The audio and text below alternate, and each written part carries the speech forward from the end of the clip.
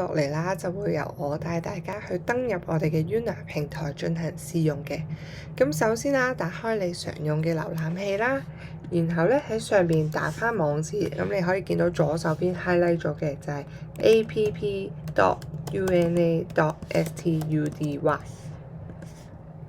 就會進入咗我哋嘅登入界面啦。咁你可以見到咧，我哋平台本身 support single sign-on 方法登入嘅。咁我哋會預先俾個 Excel 你啦，咁你可以填翻學校常用嘅 email，無論係 Google 啊或者 Microsoft 咧。咁我哋幫你註冊咧，你就可以直接用翻嗰個 email 登記，咁就唔需要記多一個 account 啦。咁今次試用啦，咁我哋咧就會揀最底嗰個，就係 login using username and password。然後你就打返你自己可能收到嘅 username 同 password 啦，咁就登入，咁就會進入咗我哋嘅 Yuna 平台㗎啦。試用時候咧，主要會用學生嘅界面試用啦。咁你哋可以撳第一個就係 Experience Lesson。咁其實咧，我哋平台本身咧就有分學生嘅界面同老師嘅界面嘅。咁老師嘅界面咧，你可以睇睇左手邊呢個位置。咁當我撳入去同樣地 Experience Lesson 咧，其實我哋已經具備基本嘅學習管理功能嘅啦。咁例如啦，我可以見到學生嘅登錄狀態啦。如果佢跟足我指示入咗呢個課室咧，佢就會着咗綠燈，同埋佢可以見到佢係邊個 task。咁另外咧，我哋都可以 check 到佢嘅提交記錄啦。咁我哋所有資料咧都係上晒雲端嘅。咁老師隨時咧可以睇翻學生嘅提交記錄同埋佢嘅分數啊，或者佢嘅 AI report 等等嘅。咁你可以見到佢嘅分數啦，或者咧我可以撳落去佢哋其中一啲嘅任務裏邊咧，其實老師咧係可以直接去修改所有 AI 俾嘅 comment 同埋 result 嘅。咁今次嘅試用咧，我哋會主要去示範多少少喺學生嘅界面可以做到嘅功能啦。咁等我放大少少學生嘅界面，等大家睇得清楚啲。咁啦，當你登入完學生界面之後咧，咁你可以右下角提交隔離，你會見到任務1嘅，你可以 click 一下，你就會見到咧，其實我哋 support 唔同嘅科目嘅。咁今日咧就會主要 focus 喺中文嘅。咁我哋可能首先去咗任務17一個論說文嘅示範先。咁咧喺右手邊咧，我哋就準備咗一張 cheat sheet，方便大家去試用嘅。咁上面咧，我哋就準備咗一啲學生嘅手寫例子啦，直接撳其中一個手寫例子咧去下載個檔案嘅。或者如果老師想試自己學生作品都可以嘅。咁咧我就可以撳，譬如呢一個。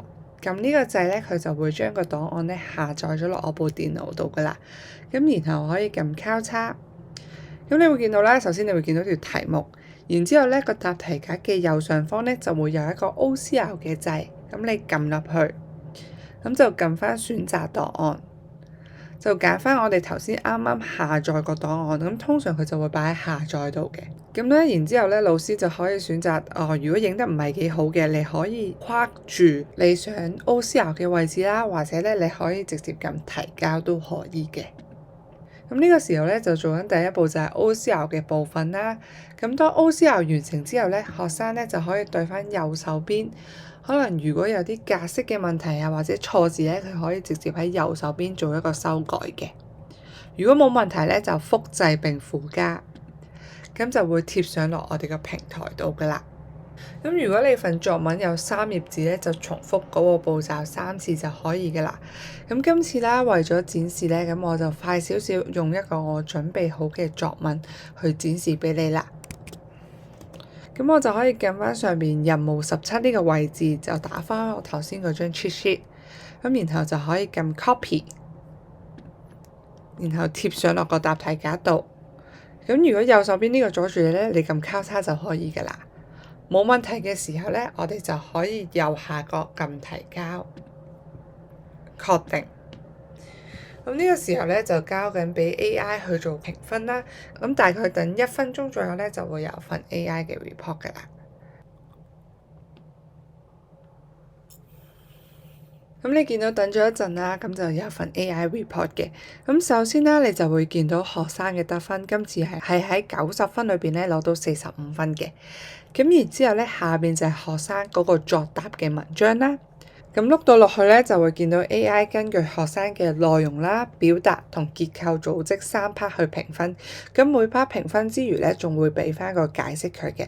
例如呢個學生嘅內容咧係有20分啦，AI 就覺得佢對於題目沉默是金嘅理解咧係大致正確嘅，但係佢選用嘅情景同例子咧就反映唔到佢有沉默呢個價值啦。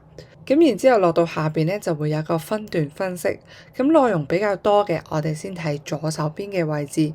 咁左手邊咧 AI 就會嘗試揾出學生呢篇作文嘅一啲嘅語法錯誤，例如你會見到有用詞不當啊、句子冗長，或者係一啲標點符號錯誤啊，甚至係錯別字等等咧，我哋都會嘗試用 AI 去指出嘅。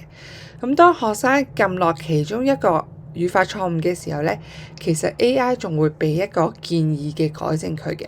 咁呢一部分咧，老師就可以選擇到底係俾唔俾學生去睇。咁然之後碌到落下邊咧，你會見到我哋準備咗一個文法錯誤嘅統計，咁等學生知道佢喺呢篇文章嘅文法錯誤到底係多定係少啊，或者係邊一部分錯得最多。咁你可以見到以我呢個學生為例咧，佢就句子係比較冗長嘅。咁然之後咧，去到右手邊嘅地方咧，咁我哋就係一個段落嘅分析嚟嘅。咁你可以睇到咧，AI 會嘗試去總結翻學生呢一段文字寫咗啲乜嘢啦，寫得好同唔好嘅地方。咁譬如以呢一段為例啦，AI 係覺得學生選擇嘅例子係唔啱嘅，佢唔可以支持到主題沉默是金嘅。咁你會見到咧，佢首先會引咗學生嘅原文，然後因為佢覺得嗰個例子唔正確，嗰個論點唔正確，咁所以咧佢就嘗試去舉一個例子俾學生參考。咁學生咧就可以通過呢一個嘅論據啦，就反思翻自己頭先舉嘅例子點解唔貼題咧？咁咧就可以俾到個方向學生啦，要點樣改善佢篇作文嘅。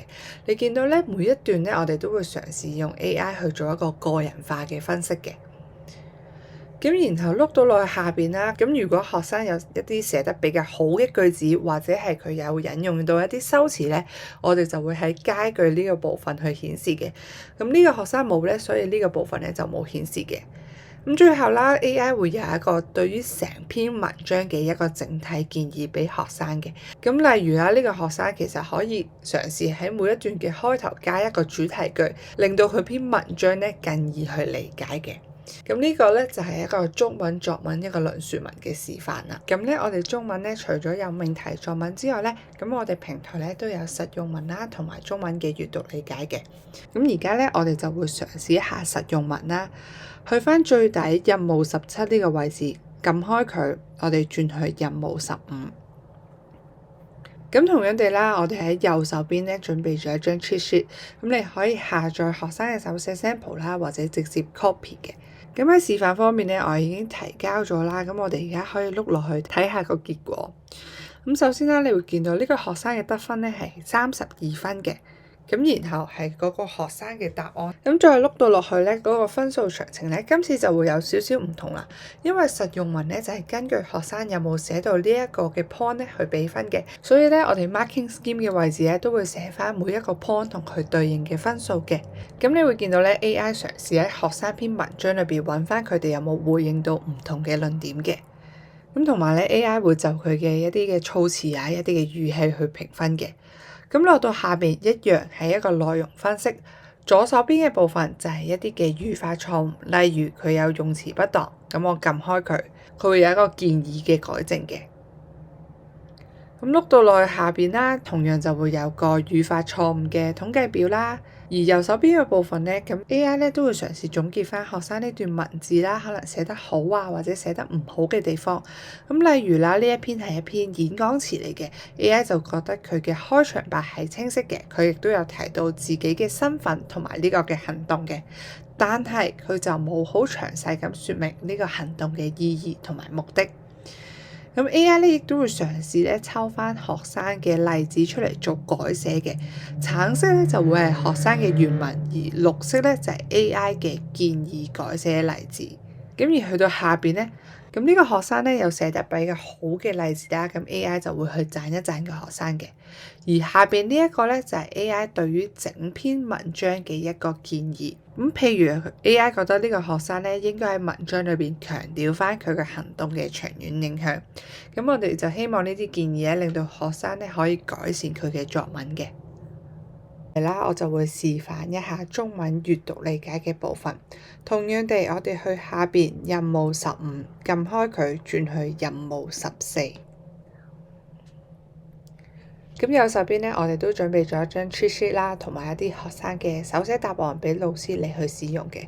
咁咧我就已經提交咗啦，咁我可以交叉咗呢度先。咁咧，以第一題為例啦，佢係想我哋咧將廉頗藺相如嘅文意翻譯做一個白話文嘅。咁下邊啦，嗰個分數詳情咧，我哋都可以睇到學生有冇正確咁翻譯一啲字眼啦，或者佢個關鍵概念啱唔啱，從而去俾分嘅。咁喺內容分析嗰度咧 ，AI 都會嘗試解釋翻學生係唔可以準確去翻譯到父照呢個意思咧，亦都表達唔到咧秦希照呢個概念嘅。所以咧，我哋就希望通過呢啲 AI 嘅建議咧，學生就可以思考翻佢嘅錯處啦，從而再去改善嘅。咁而下邊咧，你亦都可以見到其他例子咧，我哋都可以去用 AI 去 detect 得到嘅。咁而下邊咧，我哋都有支援唔同嘅題種嘅，例如係一啲嘅舉例説明啦，或者下邊根據一段文字去分析兩者嘅遭遇咧。咁呢啲例子咧，我哋都可以用 AI 去做一個分析啦。咁呢個就係我哋喺中文閱讀理解嘅批改詳情啦。